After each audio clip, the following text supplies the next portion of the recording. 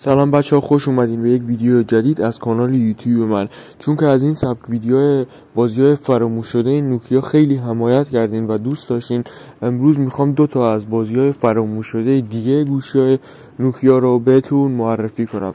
قبل از اینکه بریم سراغ گیم پلی این بازی‌ها، بچه‌ها چیزی نمونده تا 90 تایی شدن، حتما کانال منو ساب کنید، این ویدیو رو هم لایک کنید. اگر هم دوست دارین ادامه این پارت ها رو براتون بذارم، داخل کامنت ها بهم بگین. زیاد حرف نمیزنم، یه راست بریم.